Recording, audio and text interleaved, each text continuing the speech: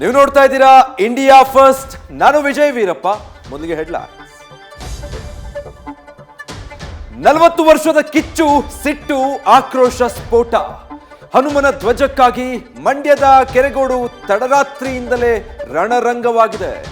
ರಾಮನ ಫೋಟೋ, ಹನುಮನ ಧ್ವಜಕ್ಕಾಗಿ ಮಹಿಳೆಯರು ಕಣ್ಣೀರಾಗಿದ್ದಾರೆ. ಪೊಲೀಸರನ್ನ ತಡೆಯಲು ಬಂದ ಜನರನ್ನ ಅಟ್ಟಾಡಿಸಿ ಲಾಠಿ ಚಾರ್ಜ್ ಮಾಡಲಾಗಿದೆ.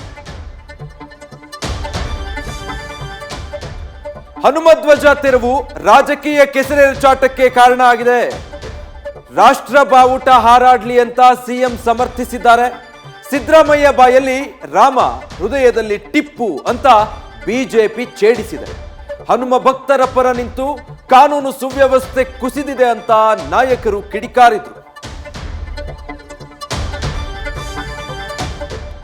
ಲೋಕಸಭೆ ಹೊಸ್ತಿಲಲ್ಲಿ ಜಾತಿ ಗಣತಿ ಕ್ರಾಂತಿಗೆ ಸಿದ್ದು ಮುನ್ನುಡಿ ಬರೆದಿದ್ದಾರೆ.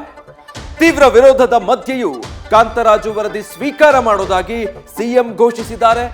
ಕೇಂದ್ರದಲ್ಲಿ ಅಧಿಕಾರಕ್ಕೆ ಬಂದ್ರೆ ದೇಶದಲ್ಲಿ ಜಾತಿ ಜನಗಣತಿ ನಡೆಸೋದಾಗಿ ರಾಹುಲ್ ಮಾತನ್ನ ಸಮರ್ಥಿಸಿದ್ದಾರೆ.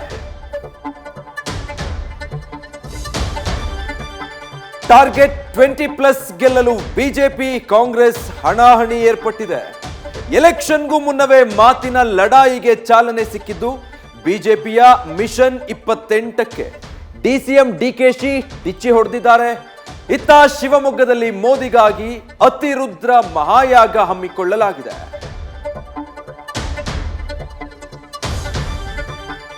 ಬಿಹಾರದಲ್ಲಿ ಸರ್ಕಾರ ಪಲ್ಟಿಯಾಗಿದೆ. ಮೊನ್ನೆವರೆಗೆ ಶತ್ರುವಾಗಿದ್ದ ಬಿಜೆಪಿ ಜೊತೆ ನಿತೀಶ್ ಕೈ ಜೋಡಿಸಿದ್ದಾರೆ. ಲ್ಯಾಟಿನ್ಗೆ ರಾಮಬಾಣ ಪ್ರಯೋಗಿಸಿದ ಕುರ್ಚಿ ಕುಮಾರ್ ಬಿಜೆಪಿಯತ್ತ ಹೂಬಾಣ ಬಿಟ್ಟಿದ್ದಾರೆ.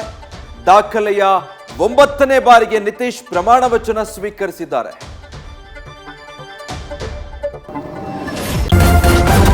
ನ್ಯೂಸ್ ಫಸ್ಟ್, ನಿರ್ಭೀತಿಯಿಂದ ನಿಮ್ಮ ಪರವಾಗಿ.